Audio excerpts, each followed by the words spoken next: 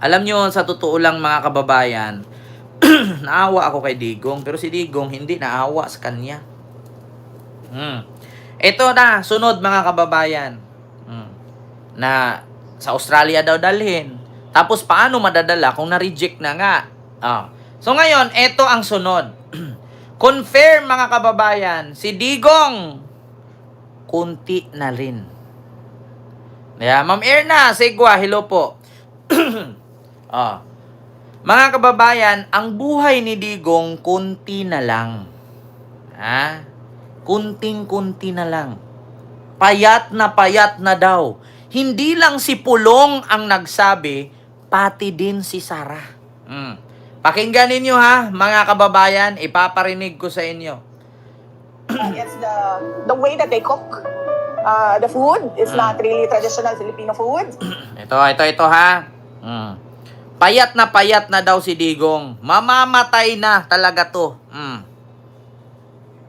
Ito. Appetite, and because of the weather, it's very cold for him. He's not used to the cold, and I think it's the way that they cook the food. It's not really traditional Filipino food, but I'm happy that he gets rice every day.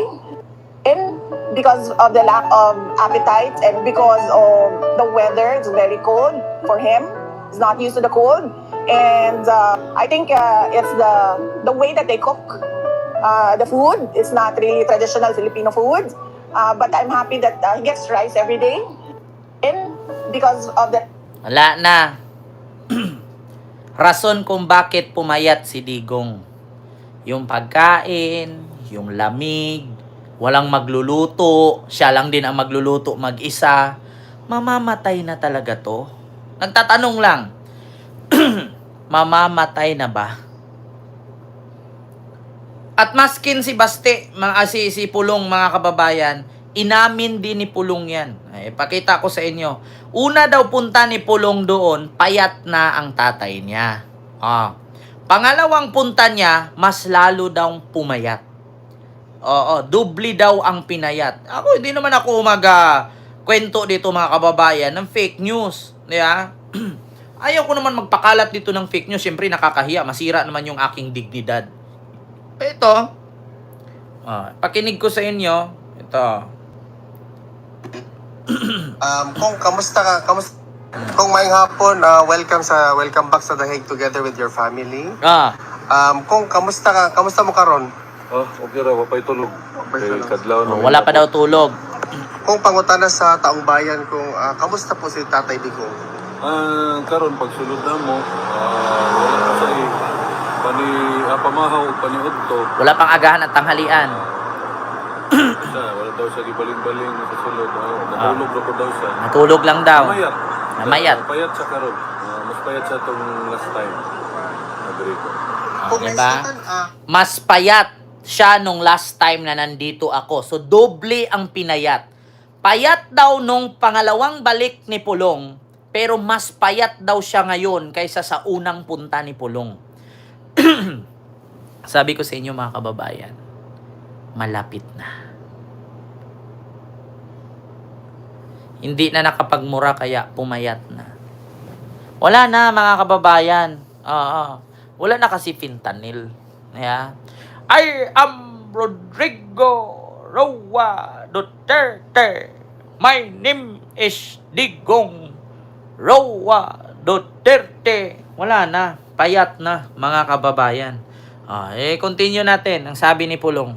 welcome back sa The Hague together with your family. Kung kamusta ka? Kamusta mo karon? Okay ra, wapay tulog. Kay kadlaw namin niabot. No? Kung pangutana sa taong bayan, kung kamusta po si Tatay Digong?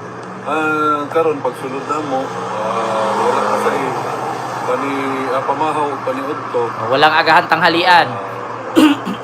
Wala daw siya gibaling-baling sa sulod. Natulog na po daw siya. Namayat. Payat siya karon. Payat daw siya ngayon. Last time. Mas payat daw siya. Kung naisutan ba ninyo ang celebration sa Independence Day, does you have anything to say about Wala man dyan istorya na. Ang iyamang istorya kaniman muna yung mga apo. Kay dugay sila wala nagkita. Labi na ning laki. Wala daw silang ibang pinag-usapan kundi patungkol lang daw sa apo. Kaya iyon po ang dahilan na kung bakit namayat, sabi ni Sarah. Mga kababayan, yung kulang daw sa mga Of the lack of appetite and because of the weather, it's very cold for him. He's not used to the cold. And I think it's the way that they cook the food. It's not really traditional Filipino food. But I'm happy that he gets rice every day. And because of the Sabi ni Jade Divina, namayat kasi panay ang lulo. Panay ganun kasi, mga kababayan. Panay lulo, kaya namayat.